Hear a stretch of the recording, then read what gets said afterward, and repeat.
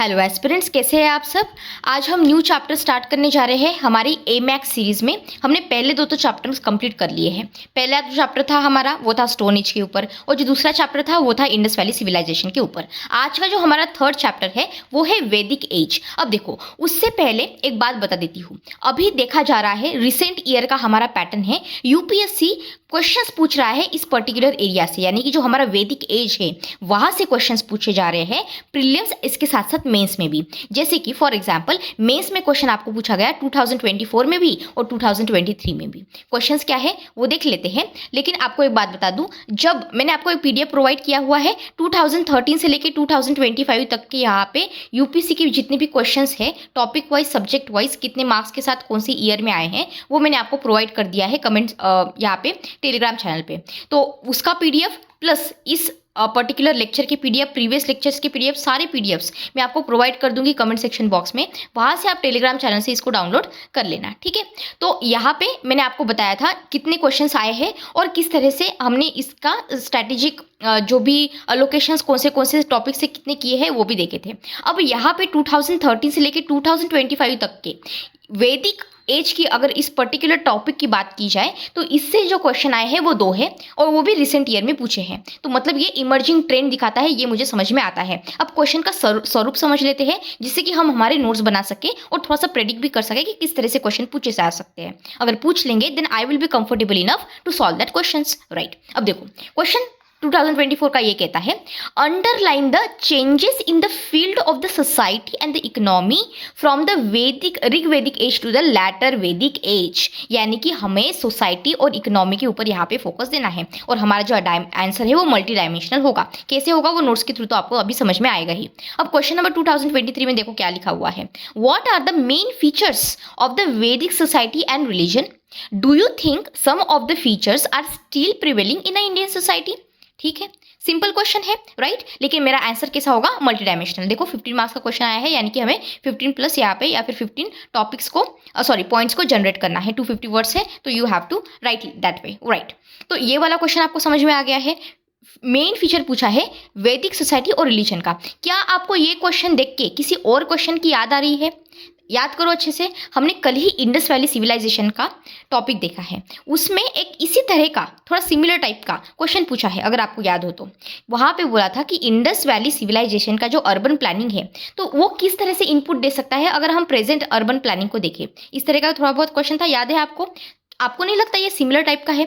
यहाँ पे आप बोल रहे हो कि मेन फीचर्स क्या है वैदिक सोसाइटी और रिलीजन के, उसके बाद आप बोल रहे हो कि डू यू थिंक कि इसमें से जो भी चीज़ें हैं some of the features are still prevailing in the Indian society. तो मतलब कि पास्ट को आपने क्या किया, प्रेजेंट से लिंक कर दिया। तो मुझे क्या समझ में आता है, यूपीएससी को किस तरह के क्वेश्चन पूछना पसंद है, पास्ट में कोई चीज़ हुई है और प्रेजेंट में हम उसको कैसे लिंक कर सकते हैं, किस तरह से कोई मैनिफेस्टेशंस हो सकती है जो अभी भी यहाँ पे प्रेजेंट डे में रिफ्लेक्ट हो रही है, वो मुझे पकड़ना है और यहाँ पे प्रेजेंट करना है। आई होप ये समझ में आ गया होगा आपको। ऑलराइट, अब यहाँ पे पढ़ लेते हैं थ्योरी। अब इसमें ये आपके इंटीग्रेटेड नोट्स है prelims as well as mains. However जब आपका प्रीलिम्स आएगा तब हमें थोड़ा सा और मेहनत करनी है। I will provide you some factual information. Of course अभी तो हम थ्योरी समझ रहे हैं, स्टोरी समझ रहे हैं, चीज़ें किस तरह से हो रही है वो समझ रहे हैं, दैट इज़ इंपॉर्टेंट। बट उसके साथ साथ आपको चीज़ों को थोड़ा सा मगअप करना पड़ेगा, because we have to go little bit of extra. जिस तरह से क्वेश्चन पेपर आया था उसको देखते हुए, that is a future thing. बस मुझे अभी याद आया तो मैंने आपको बता दिया। ऑलराइट, अब यहाँ पे पहले पढ़ते हैं कि वैदिक पीरियड क्या है। तो जब मैं वैदिक पीरियड की बात करती हूँ तब हम इसको दो तरह से डिवाइड कर सकते हैं। जो पहला है उसे हम कहते हैं अर्ली वैदिक पीरियड, जिसे हम ऋग वैदिक पीरियड भी कह सकते हैं। ये आता है आपका 1500 टू 1000 बिफोर कॉमन एरा।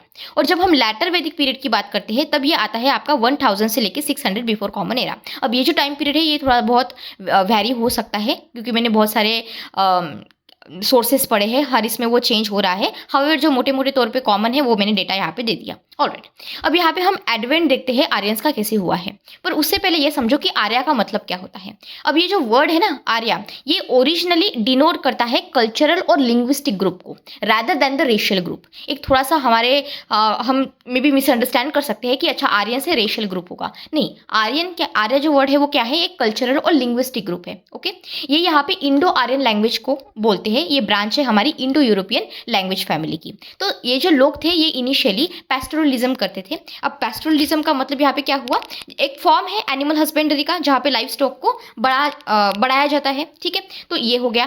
पर इसके साथ साथ ये एग्रीकल्चर भी करते थे as a secondary role. Fine, अब हम यहाँ पे होम लैंड समझते हैं आर्यंस का क्या रह चुका है। तो बहुत सारे हिस्टोरियंस हैं और उन्होंने डिफरेंट डिफरेंट थेरीज दी है, हमें थोड़ी बहुत पता होनी चाहिए कि अगर क्वेश्चन पूछ ले पेपर में किसी भी तो हमें पता हो, राइट। इतना डिफिकल्ट नहीं है, पढ़ लेते हैं। तो पहले तो हमारे जो मैक्स मुलर है, ये एक स्कॉलर है, इन्होंने बोला कि जो आर्यंस है ये सेंट्रल एशिया से आए हैं। फिर यहाँ पे हमारे स्वामी दयानंद सरस्वती जी है, इन्होंने कहा कि आर्यंस यहाँ पे तिब्बत से आए हैं। फिर हमारे एसी दास है और संपूर्णानंद जी है, इन्होंने बोला कि जो आर्यंस है ये यहाँ पे सप्त सिंधु से आए हैं। फिर ये बड़ा फैक्ट जो है ये फेमस है, थोड़ा सा आपको पता भी होगा कि बाण गंगाधर तिलक जी है, इन्होंने कहा था कि जो आर्यंस है वो आर्कटिक रीजन से आए हैं। फिर यहाँ पे हुर्सफील्ड है, जिन्होंने बोला था कि ये तुर्किस्तान से आए हैं। जेसी रॉड बैक्टीरिया के रीजन के बारे में बात करते हैं जो हिंदू कुश और आमू दरिया के बीच आता है, वैसे मैं आपको बताऊंगी बाद में, ये क्योंकि बैक्टीरिया का हम पढ़ने वाले हैं।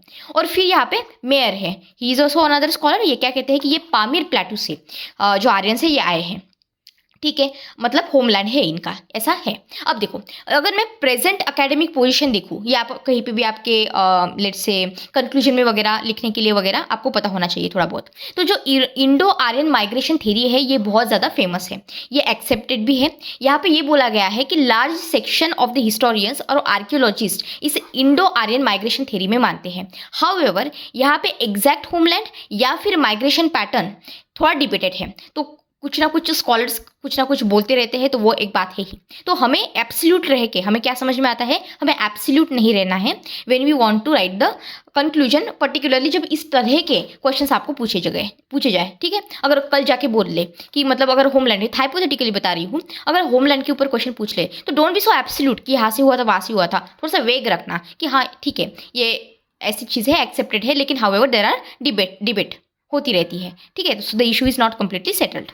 ऑलराइट, अब यहाँ पे एविडेंसेस है फॉर इंडो आर्यन माइग्रेशन, ये जो थ्योरी है उसके ऊपर। अब ये कौन से एविडेंसेस है वो देख लेते हैं। जैसे कि फॉर एग्जांपल ये इतना एक्सेप्टेड क्यों है, लिटरली एविडेंसेस हमें मिलते हैं। जैसे कि यहाँ पे एवेस्ता नाम का एक ईरानियन टेक्स्ट है, एंशिएंट ईरानियन टेक्स्ट है, तो ये भी अपने आप में एक क्वेश्चन बन सकता है। सो याद रखना है, अवेस्ता जो है ये एंशिएंट ईरानियन टेक्स्ट है।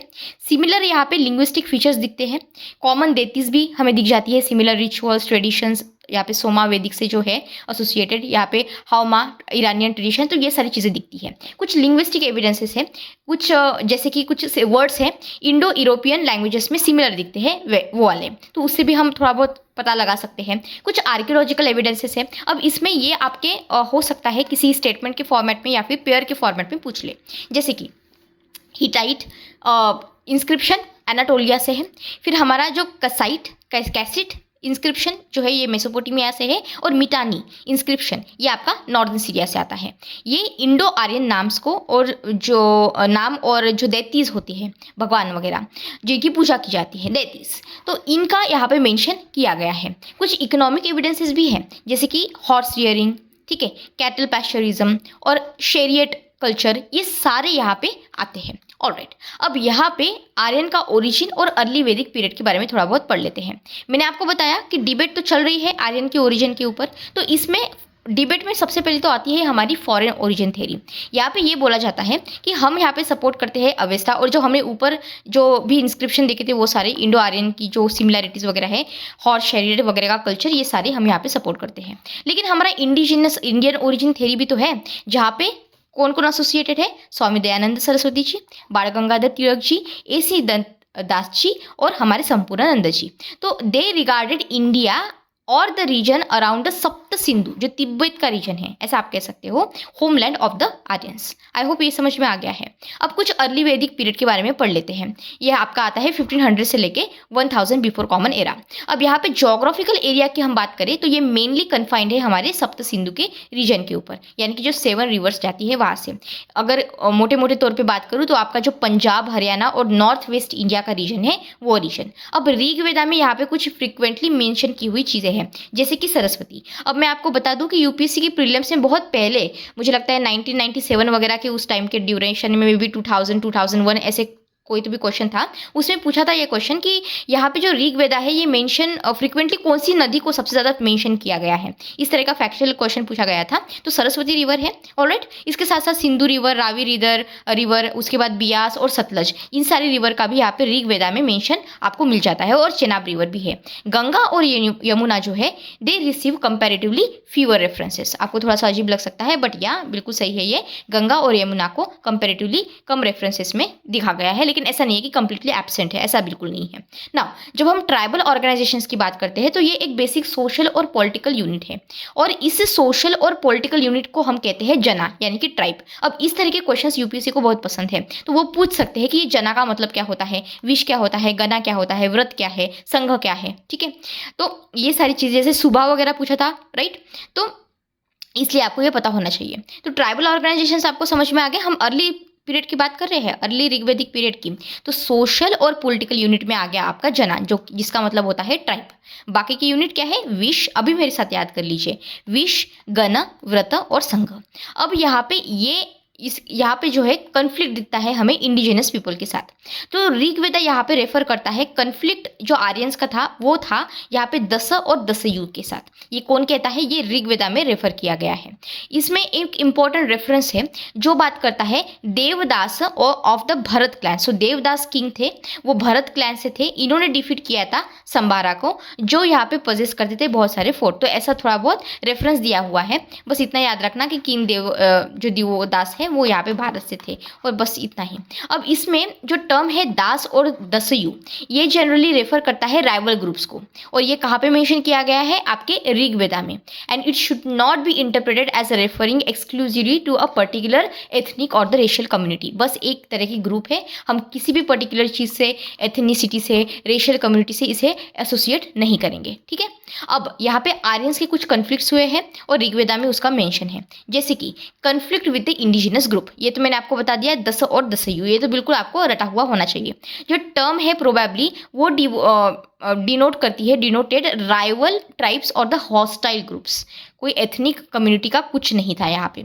इंद्र जो है ये यहाँ पे फ्रिक्वेंटली प्रेस किए गए हैं एज अ पुरंदर, जिसे डिस्ट्रॉयर या फिर ब्रेकर ऑफ फोर्ट कहा जाता है। कुछ स्कॉलर्स हैं जो एसोसिएट करते हैं फोर्ट्स, कुछ मेंशन किए गए हैं ऋग्वेदा में, with the fortified settlements. Possibly ये इंक्लूड हो सकता है, कर सकता है लेट हरप्पन सेटलमेंट्स को। तो ये तो डिबेटेड पॉइंट है, लेकिन ये एक थोड़ा बहुत आपको आइडिया होना चाहिए। कुछ कन्फ्लिक्ट्स रहे थे आर्यंस के बीच में भी, क्योंकि आर्यंस की जो ट्राइब थी उसके बीच भी रहते थे। तो Aryan also fought with themselves, मतलब उन्होंने इंडिजिनस लोगों जो थे उनके साथ तो फाइट की ही, लेकिन अपने आपस में भी यहाँ पे फाइट की। अब यहाँ पे ट्राइब्स कौन सी थी फिर आर्यंस की, तो उसमें आता है आपका भरता, फिर भारता जो भी आपको बोलना है, फिर है पुरु।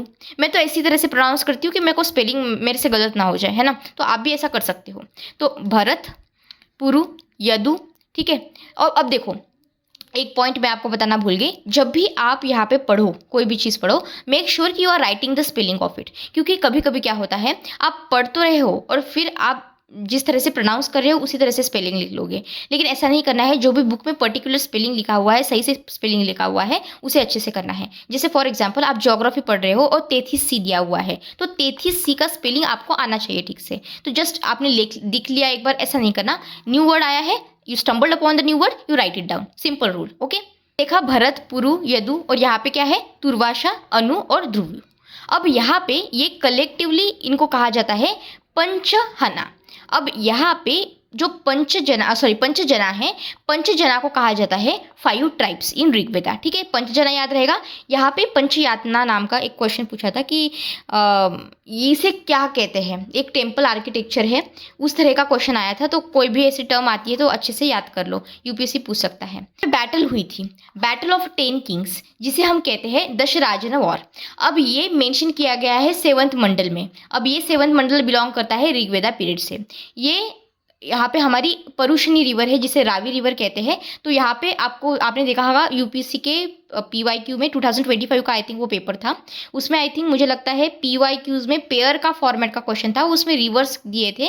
रिवर का कोई एंशिएंट नाम पूछा था, आई थिंक मुझे ठीक से याद नहीं है, शायद बियास रिवर थी, पता नहीं कौन सी। तो इस तरह से एंशिएंट नाम भी पूछा जा सकता है। सो परुशनी याद रखना है कि रावी रिवर को बोला जाता है। सो किंग सुदास जो भरत ट्राइब से है उन्होंने डिफीट किया था कॉन्फेडरेसी ऑफ द 10 किंग्स। जो विक्ट्री है वो एस्टैब्लिश हुई थी, establish the supremacy of the Bharat. अब बाद में क्या हुआ, भरत और पुरु एक साथ मर्ज हो गए और फिर उन्होंने यहाँ पे कुरु ट्राइब बना ली। अब जो ये कुरुज है ये फिर बाद में बहुत बड़े पावरफुल ट्राइब बन जाती है लेटर वैदिक पीरियड में। तो आपको अभी समझ में आ गया कि ये कुरुज कहाँ से आए हैं। तो भरत और पुरुष यहाँ पे मर्ज हुए और यहाँ पे कुरु ट्राइब बनी और उस तरह से फिर बाद में लेटर वैदिक पीरियड में यहाँ पे ये फेमस हो गए, ऐसे आप याद रखो। अब यहाँ पे रिवर्स मेंशन की गई है ऋग्वेदा में, तो मुझे लगता है क्योंकि यूपीसी ने एक बार पूछा है तो यू नेवर नो कि यूपीसी फिर से पूछ सकता है ना, तो मैंने सारी रिवर कवर कर ली है, तो इसे अच्छे से, ये तो बेयर मिनिमम है, यू डू इट। तो ऋग्वेदिक आर्यंस मेनली इनहेबिट करते थे सप्त सिंधु रीजन को, तो ये तो पता होनी चाहिए। जैसे कि यहाँ पे पूरा मैंने नाम दिया हुआ है, अब मुझे ठीक से याद नहीं है, पता नहीं, अगर आपको पता हो तो प्लीज़ मुझे कमेंट सेक्शन में बताना ज़रा कि कौन सी रिवर पूछी थी, कौन सी रिवर का नाम पूछा था, बताना ज़रा। तो ये सारी रिवर्स दी हुई है और ये इसके नाम है, प्लीज़ आप इसको एक बार गो थ्रू कर लेना। फाइन, ठीक है। तो ये सारी रिवर्स यहाँ पे हमने देख ली। अब यहाँ पे हम ऋग्वेदा के बारे में पढ़ते हैं। ऋग्वेदा जो है ये ओल्डेस्ट वेदा है, 4 हम देखेंगे अभी फ्यूचर में, पर सबसे ओल्ड कौन है, ऋग्वेदा है। ओल्डेस्ट वेदा है, अर्लीस्ट लिटरेरी सोर्स हमें मिलता है यहाँ पे एंशिएंट इंडिया का। ये अप्रॉक्सीमेटली याद नहीं करने की जरूरत नहीं है एग्जैक्ट, बट थोड़ा सा अगर क्रोनोलॉजी के, यू नेवर नो, क्रोनोलॉजी में अगर क्वेश्चन वगैरह पूछ ले so you must know, little bit of idea होना चाहिए। जैसे कि मुझे जहाँ तक पता है एक और क्वेश्चन पूछा था एंशिएंट इंडिया से, जो पुराण्स है वो उपनिषद से पुराने हैं क्या, ये क्वेश्चन पूछा था, राइट। तो वो गलत था, तो आपको पता होना चाहिए कि पुराण जो है ये उपनिषद से पुराने नहीं है, ठीक है। और मैंने आपको हिंट भी दी थी, अगर आपको याद हो, मैंने बोला था कि पुराण पुराने हैं, मतलब पुराण जो है पुराना नाम है लेकिन पुराने नहीं हैं, इस तरह से याद रखना है ना, ठीक है।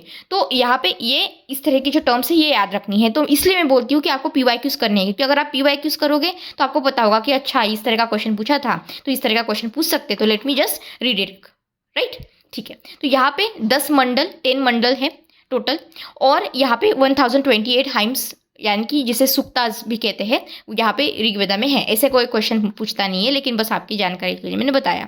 फर्स्ट हाइम जो है ये डेडिकेट की गई है अग्नि भगवान को, या फिर अग्नि को, सिंपली अग्नि भी आप लिख सकते हो। और जो हाइम्स है जिसे हम सुक्ताज कहते हैं, they were compose by the various families, तो कोई ऐसा पर्टिकुलर नहीं है, कोई भी ऋषि जो सेज होते हैं, ऋषि होते हैं, आप कोई भी वर्ड यूज़ कर सकते हो, तो उन्होंने यहाँ पे किया था। अब यहाँ पे कंपोजिशन दिया हुआ है, जैसे कि ये जो पूरी है फैक्चुअल इन्फॉर्मेशन है, जैसे कि जो फर्स्ट मंडल है ये यंगेस्ट वन है, one of the longest one भी है, तो सबसे यंगेस्ट भी है और लॉन्गेस्ट भी है, तो आप इसको ऐसे याद रख सकते हो। वो हमारे एक थोड़ा सा हम हमेशा जोक के जैसा नहीं बोलते कि जो अगर भाई बहन है या फिर 2 बहनें हैं तो जो छोटा वाला होता है वो हमेशा लंबा होता है ना, और जो अगर बड़ा भाई की या फिर बड़ी बहन होगी वो छोटी होगी, ऐसा हम कहते हैं ना सिबलिंग्स में। तो इस तरह से याद रखो कि यहाँ पे जो 1 है वो पहला है, यंग है लेकिन लंबा है, लॉन्गेस्ट है, इस तरह से याद रख सकते हो।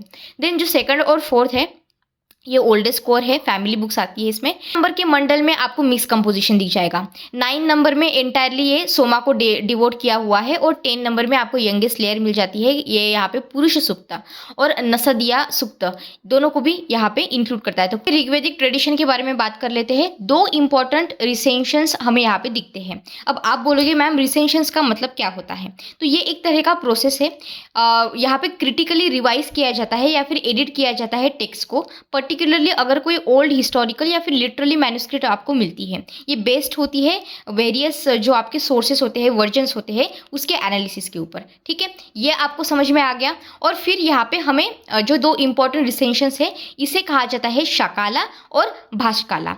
अब ये क्या है ये तो मैं आपको बताऊंगी। अब देखो सबसे पहले यहाँ पे कुछ एसोसिएटेड टेक्स्ट्स है जो आपको पता होनी चाहिए। वैदिक ट्रेडिशन के बारे में पढ़ लेते हैं। 2 इंपॉर्टेंट रिसेंशंस हमें यहाँ पे इसके दिखते हैं। अब रिसेंशन का मतलब क्या हुआ, ये एक तरह का प्रोसेस होता है जहाँ पे क्रिटिकली रिवाइज किया जाता है, एडिट किया जाता है टेक्स्ट को, पर्टिकुलरली कोई एक ओल्ड हिस्टोरिकल या फिर जो लिटरली मैन्युस्क्रिप्ट होता है ये बेस्ड होता है on an analysis of various source versions, ठीक है। तो उसे हम रिसेंशंस कहते हैं। अब यहाँ पे 2 तरह के हैं, एक तो है शाकाला और एक है भाषकाला।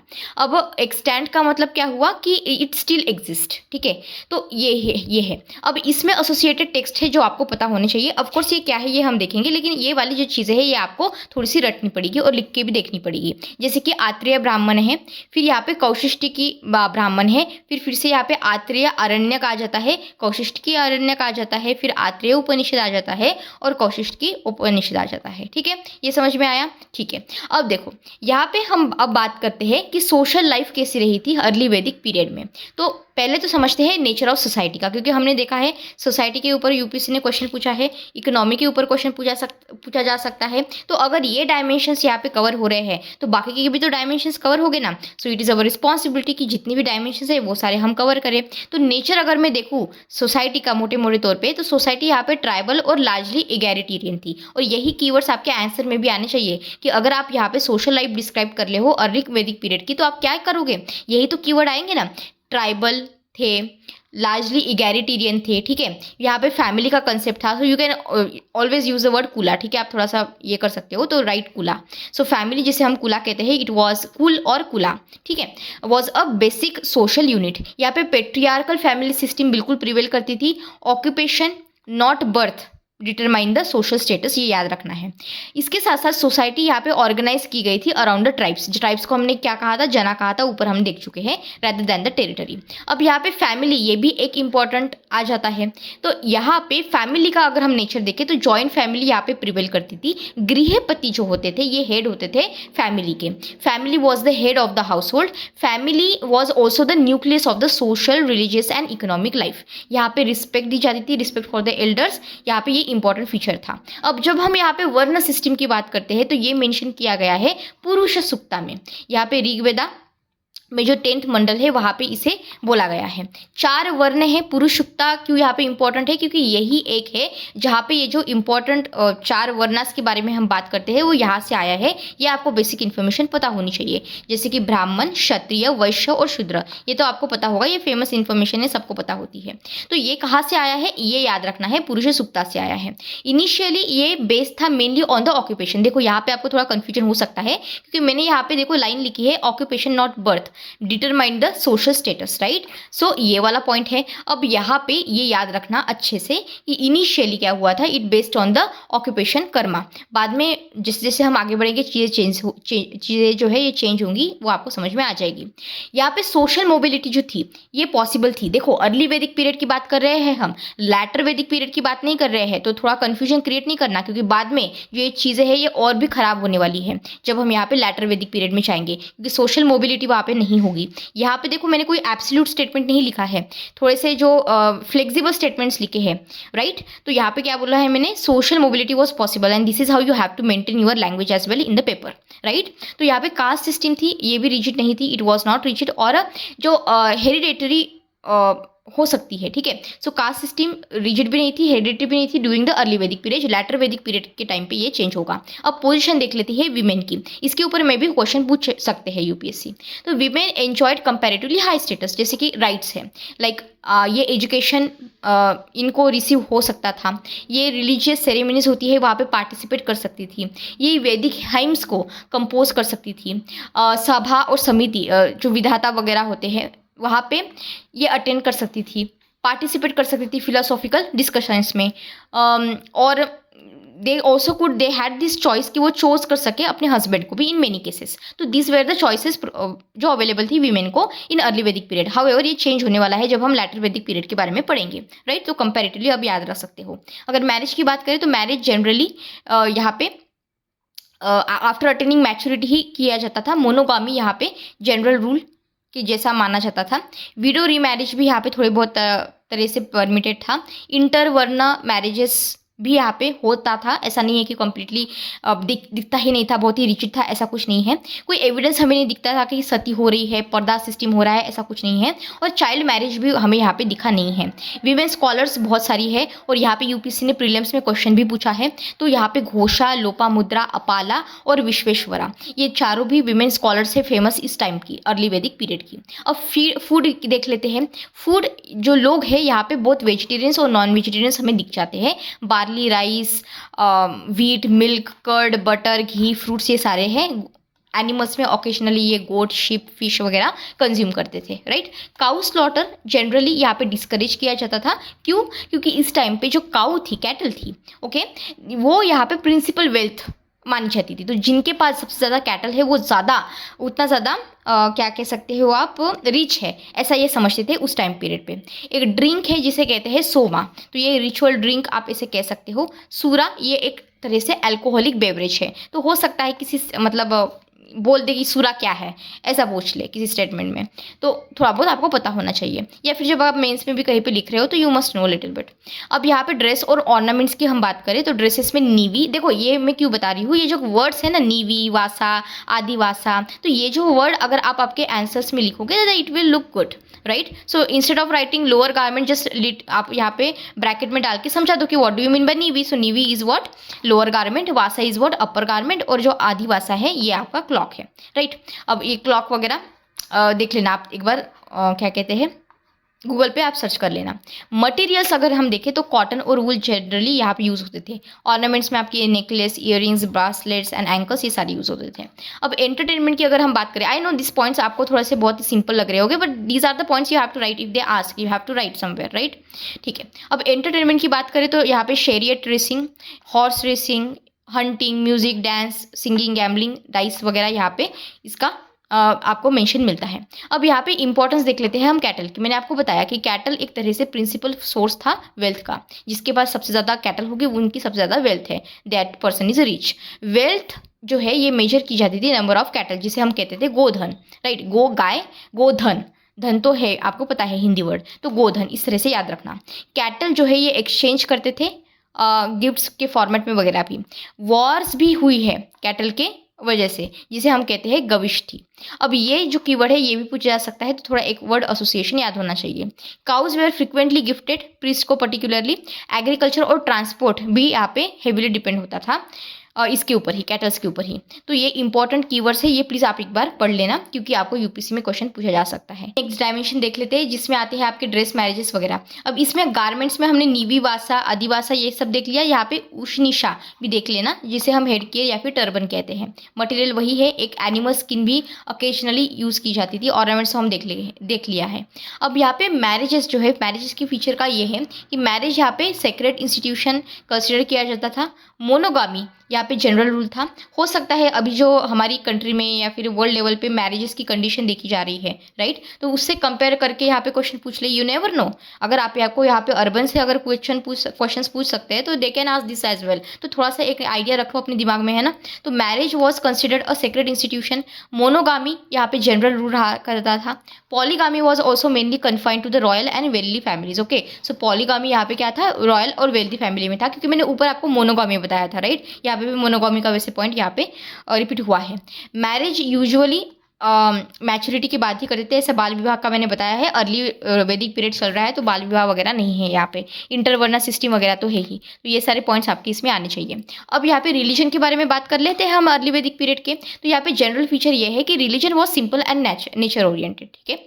इसमें जो नेचुरल फोर्सेस है वहाँ पे उसकी वर्शिप की जाती थी एज अ डेटीज। कोई आइडल वर्शिप नहीं है, कोई टेम्पल नहीं है, कोई एलैबोरेट रिचुअल्स वगैरह नहीं होते थे। तो सबसे इंपॉर्टेंट बात क्या है, क्योंकि यूपीसी ने इसके ऊपर क्वेश्चन पूछा है एक स्टेटमेंट के फॉर्मेट में, तो पता होना चाहिए कि रिलीजन एक सिंपल और नेचर ओरिएंटेड है। हाउएवर मुझे याद नहीं है ठीक से कि अर्ली वैदिक पीरियड के ऊपर था कि लेटर वैदिक के ऊपर का था, लेकिन इसी तरह का कोई क्वेश्चन आया था। ओके, अब यहाँ पे वर्शिप की गई है। Worship consisted mainly of what, तो हाइम्स को जो हम मंत्रास कहते हैं, फिर प्रेयर्स, यज्ञ जिसे हम सैक्रिफाइसेस कहते हैं, offering of milk, ghee, grains, Soma, ये सारी चीज़ें की जाती थी, वो समझ लेते हैं। जैसे कि यहाँ पे बारिश आ जाए, ठीक है, तो इसलिए हम प्रेयर करेंगे, या फिर हमें वॉर में विक्ट्री मिल जाए, हमारी तबीयत ठीक रहे, गुड हेल्थ रहे, प्रॉस्पेरिटी रहे, कैटल वेल्थ अच्छी रहे, बच्चे चिल्ड्रन हो जाए, तो ये सारी चीज़ें यहाँ पे ऑब्जेक्टिव्स रहते थे मेनली वर्शिप के। अब यहाँ पे मेजर वैदिक गॉड्स सबको पता होने चाहिए। जैसे सबसे पहले तो है इंद्रा। इंद्रा का तो बहुत इंपॉर्टेंट देती है जब हम यहाँ पे ऋग्वेदा की बात करते हैं। He is a God of rain, thunder और स्टॉर्म्स। इन्हें पुरंदर भी कहा गया है, जिसे हम डिस्ट्रॉयर ऑफ फोर्ट्स कहते हैं, स्लेयर ऑफ वृत्रा। अब यहाँ पे अग्नि है गॉड ऑफ फायर, ये मैसेंजर है। ये मैसेंजर किस किस के बीच है, ह्यूमंस और गॉड्स के बीच है, ठीक है। हम यज्ञ करते, यज्ञ का अब यहाँ पे पॉइंट आएगा, यज्ञ के ऊपर क्वेश्चन भी पूछा है, ठीक है। तो अब ये जो यज्ञ है तो ये क्या है, अग्नि यहाँ पे एक काम कर रहा है मैसेंजर के जैसे भगवान और ह्यूमंस के बीच। ये रिसीव करते हैं सैक्रिफिशियल ऑफरिंग। अब ये जो सैक्रिफाइस है ये इंपॉर्टेंट पॉइंट है, क्योंकि ये एक तरह से पॉइंट बनेगा आपके बुद्धिज़्म और जैनिज़्म के लिए। अब आप बोलोगे मैम ये कैसे पॉसिबल है, सैक्रिफाइस का यहाँ पे क्या रिलेशनशिप है जैनिज़्म और बुद्धिज़्म से, तो मैं आपको वो बताऊंगी नेक्स्ट लेक्चर्स में, ठीक है। पर अभी के लिए याद रख लो, थोड़ा बहुत बता लेती हूँ। देखो, जब यहाँ पे सैक्रिफाइस है, अभी तो स्टार्ट हो चुका है, अर्ली वैदिक पीरियड चल रहा है। अब थोड़े टाइम के बाद यहाँ पे लैटर वैदिक पीरियड आएगा। जो सैक्रिफाइसेस है ना, ये बहुत ज़्यादा बढ़ जाएगी और रिसेंटमेंट यहाँ पे सोसाइटी में बढ़ेगा। बहुत ऐसा सेक्शन होगा सोसाइटी का जो कि एग्रीकल्चर के ऊपर डिपेंड करता है, और जब आप यहाँ पे लाइफ स्टॉक को यहाँ पे बहुत ज़्यादा सैक्रिफाइस कर रहे हो तो वो एक कम्युनिटी को पसंद नहीं आएगा, and then this will be one of the triggering factor for the Jainism and the Buddhism. और ये आपको रिफ्लेक्ट करेगा जब हम यहाँ पे जैनिज्म को पढ़ेंगे, बुद्धिज्म को पढ़ेंगे, ठीक है। तो ये पॉइंट समझ में आया आपको, इस तरह से आपको अच्छे से लिंक करके चीज़ों को समझना है। अब यहाँ पे वरुण भगवान है, वरुण भगवान यहाँ पे गार्डियन है रीता के, जिसे हम कॉस्मिक ऑर्डर कहते हैं। अब यहाँ पे associated with the moral order and water. Soma जो है ये ड्रिंक भी है और दैती भी है, तो दोनों भी है। वायु यहाँ पे wind, god of wind. Surya sun god of course. Usha goddess जो है ये डॉन की देवी है, और जो अदिति है वो गॉडेस है यहाँ पे मदर ऑफ आदित्य, या फिर आप ऐसा कह सकते हो सिंबल ऑफ द इन्फिनिटी और freedom. Okay, so it is also a goddess. यहाँ पे रत के बारे में एक बार अच्छे से देख लो, क्योंकि पता नहीं यूपीसी पूछ सकता है या फिर कोई भी एग्जाम पूछ सकता है। तो इसका मतलब क्या होता है, ये एक तरह से कॉस्मिक ऑर्डर है जो कि रिस्पॉन्सिबल है यहाँ पे नेचर और मॉरलिटी के लिए, गवर्न करने के लिए। वरुण भगवान जो है, Varuna is regarded as a chief protector of that. हमने यहाँ पे अर्ली वैदिक पीरियड कवर कर लिया है, कल हम यहाँ पे लैटर वैदिक पीरियड को कवर करेंगे। लैटर वैदिक पीरियड की इंपॉर्टेंट जो टॉपिक्स है वो सारे देखेंगे, जैसे हमने अभी एक्सप्लोर किए सारे डायमेंशंस को, वैसे ही हम कल भी सारे डायमेंशंस को यहाँ पे एक्सप्लोर करेंगे। अगर आपको कोई क्वेरी है तो आप मुझे कमेंट सेक्शन बॉक्स में बता सकते हो, I will try my best to solve it. PDF आपको यहाँ पे कमेंट सेक्शन में मिल जाएगा, टेलीग्राम चैनल से आप इसे डाउनलोड कर सकते हो। अगर आपको मेरा काम पसंद आता है तो please subscribe to the channel, आपके दोस्तों के साथ भी शेयर कीजिए, लाइक कीजिए, जिससे मेरा भी मोटिवेशन बढ़े। And thank you so much, God bless you all.